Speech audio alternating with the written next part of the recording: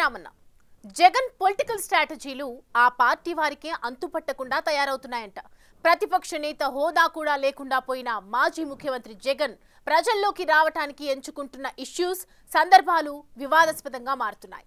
రాష్ట్రంలో ఏవైనా అవాంఛనీయ ఘటనలు జరిగినప్పుడు, మరణాలు సంభవించినప్పుడు, తన పార్టీ నేతలు అరెస్ట్ అయినప్పుడు మాత్రమే జగన్ బయటకు వస్తుండటం వైసీపీ శ్రేణులకే మింగుడు పడటం లేదంట. అంతకు ముందు తిరుమలలో, తాజాగా సింహాచలంలో మాజీ సీఎం చేసిన హడావుడి, తనపై పడిన మతముద్రను చెరిపేసుకొని ప్రజల్లో చీలికలు తేవటానికే అన్న విమర్శలు సోషల్ మీడియాలో పెరుగుతున్నాయి.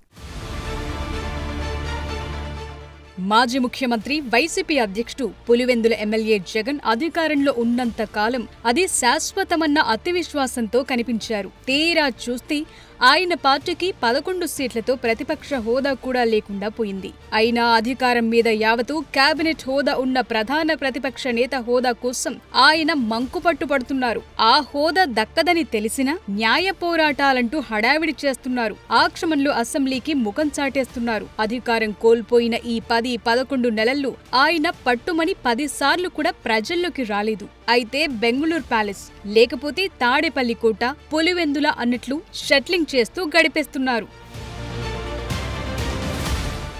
ఓటమి తరువాత నిండా ఏడాది గడవకుండానే జగన్ మళ్లీ అధికారంపై మమకారం పెంచేసుకున్నారు. అప్పుడే కూటమి సర్కార్పై వ్యతిరేకత పెరిగిపోయిందని, తిరిగి అధికారంలోకొచ్చేది తామే అని, ఈసారి గెలిచి 30 ఏళ్లు అధికారంలో ఉంటామని స్టేట్మెంట్లు మొదలెట్టారు. జగన్ 2.0 పాలన డిఫరెంట్ స్టైల్లో ఉంటుందని, క్యాడర్ కు ప్రాధాన్యత ఇస్తామని తెగ ధీమా ప్రదర్శించడం మొదలుపెట్టారు. చూస్తూ ఊరుకోం. వైఎస్ఆర్ కాంగ్రెస్ పార్టీ బ్రతుకుతుంది. వైఎస్ఆర్ కాంగ్రెస్ పార్టీ ఈ రాష్ట్రాన్ని ఏలుతుంది అని కూడా సందర్భంగా చెప్తాను. మరో 30 సంవత్సరాలు ఏళ్తామని కూడా ఈ సందర్భంగా కూడా మరి గట్టిగా కూడా చెప్తాను. కాబట్టి ఎవ్వరూ కూడా వైఎస్ఆర్ కాంగ్రెస్ పార్టీకి సంబంధించిన ఏ కార్యకర్త వెంటికి కూడా పీకలేడు అని చెప్పి కూడా ఈ సందర్భంగా చెప్తాను. ఇది ప్రతి ఒక్కరూ గుర్తుపెట్టుకోండి. ఒక్కటే గుర్తుపెట్టుకోండి, ఈసారి జగనన్న 2.0 కొంచెం వేరుగా కూడా ఉంటుంది. వైసీపీ అధ్యక్షుడిగా, పులివెందుల ఎమ్మెల్యేగా సరిపెట్టుకోలేకపోతున్న మాజీ సీఎం ఎప్పుడెప్పుడు మళ్లీ సీఎం అయిపోదామా అన్నట్లు వ్యవహరిస్తున్నారని వైసీపీ శ్రేణులే గొణుక్కుంటున్నాయి. ప్రజలతో మమేకం కావటం, ప్రజా సమస్యలపై పోరాడటం వంటివి మానేసి ప్రభుత్వంపై ప్రజలను రెచ్చగొట్టడం, సమాజంలో చీలికలు తీసుకొచ్చి అశాంతిని రెచ్చగొట్టి రాజకీయ లబ్ధి పొందాలని చూస్తున్నారన్న విమర్శలు వెల్లువెత్తుతున్నాయి. దానికి తగ్గట్లే ఆయన ప్రజల్లోకి వస్తున్న సమయం, సందర్భం వివాదాస్పదమవుతోంది. రాష్ట్రంలో ఎప్పుడే ఉపద్రవం జరుగుతుందా, ఎక్కడే విషాదం చోటు చేసుకుంటుందా అని ఎదురు చూస్తున్నట్లు ఆయా సందర్భాల్లోని ఆయన బయటకొచ్చి హడావిడి చేస్తున్నారు. మరణాలు సంభవించినప్పుడు, తన పార్టీ ముఖ్య నేతలు అరెస్ట్ అయినప్పుడు జైళ్లలో పరామర్శకు ఎంట్రీ ఇస్తున్నారు. ఆ వచ్చిన సమయంలో కూడా బాధితులను పరామర్శించి వారికి ధైర్యం చెప్పటం కంటే కూటమి ప్రభుత్వంపై విమర్శలు చేసి తాను మళ్లీ అధికారంలోకి రాగానే అంటూ హెచ్చరికలు చేయటానికే పరిమితమవుతున్నారు. తాజాగా సింహాచలంలో జరిగిన దురదృష్ట ఘటనలో 7గురు మరణించారు. వెంటనే జగన్ బాధిత కుటుంబాల పరామర్శ అంటూ సింహాచలంలో వాలిపోయారు. అయితే జగన్ అక్కడకు చేరుకోవటానికి ముందే తెలుగుదేశం కూటమి ప్రభుత్వం మృతుల కుటుంబాలకు 25 లక్షల రూపాయల చొప్పున ఎక్స్గ్రేషియా ప్రకటించేసింది. అలాగే బాధిత కుటుంబాల్లో ఒకరికి దేవాదాయ శాఖలు అవుట్సోర్సింగ్ విధానం ద్వారా ఉద్యోగం ఇవ్వనున్నట్లు పేర్కొంది. దాంతో సింహాచలంలో జగన్ వాయిస్ మారిపోయింది. బాధిత కుటుంబాలకు ఇచ్చిన నష్టపరిహారం సరిపోదని, గతంలో ఎల్జీ పాలిమర్స్ ప్రమాదంలో మరణించిన వారి కుటుంబాలకు తాను 1 కోటి రూపాయలు నష్టపరిహారం ప్రకటించానని, ఇప్పుడు సింహాచలం ఘటనలో మరణించిన వారి కుటుంబాలకు కూడా అంతే పరిహారం ఇవ్వాలంటూ డిమాండ్ చేశారు. లేకపోతే తాను అధికారంలోకొచ్చిన తర్వాత బాధిత కుటుంబాలకు మిగిలిన 75 లక్షలు తానిస్తానని ప్రకటించారు. ఇప్పుడు ఈ కుటుంబంలో 4 చనిపోయినారు. చనిపోయి ఏదో ముఖస్థుతి కోసం అది జగన్ వస్తున్నాడు అని చెప్పి తెలిసి 25 లక్షల రూపాయలు 25 లక్షల రూపాయలు ఇచ్చే కార్యక్రమం, ఒక ఉద్యోగం ఇచ్చే కార్యక్రమం చెప్తా ఉన్నారు.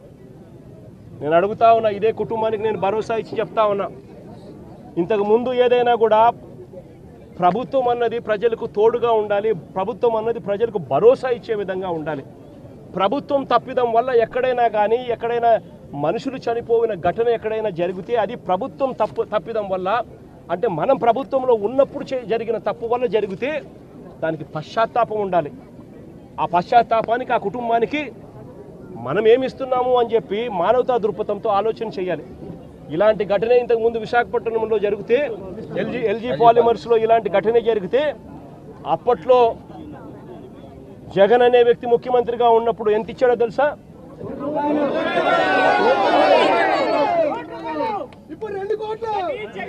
జగన్ అనే వ్యక్తి ₹1 కోటి ఒక్కొక్కరికి ఇచ్చి ఆ కుటుంబాలను ఆదుకున్నారు.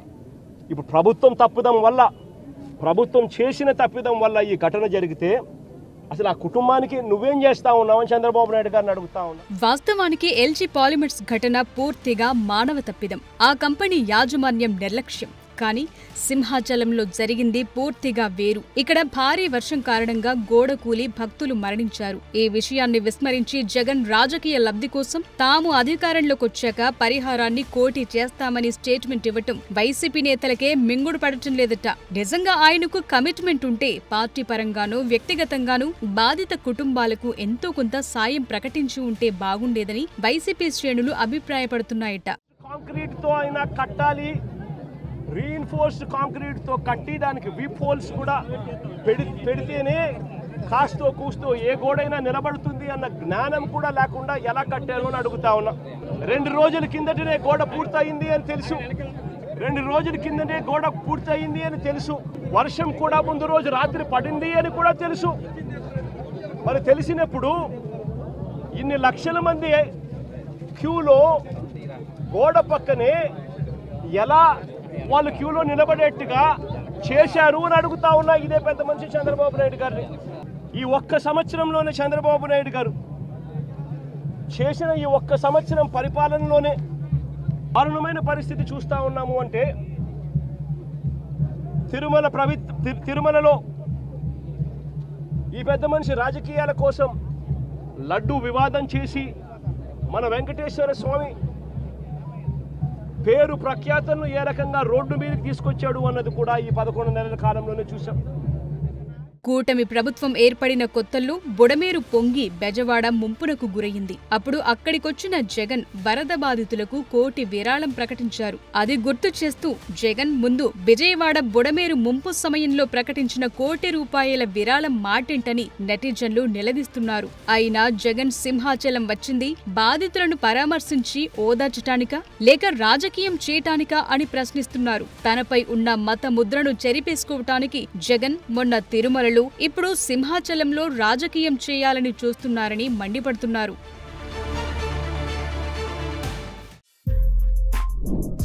For more videos like this, subscribe Big TV channel.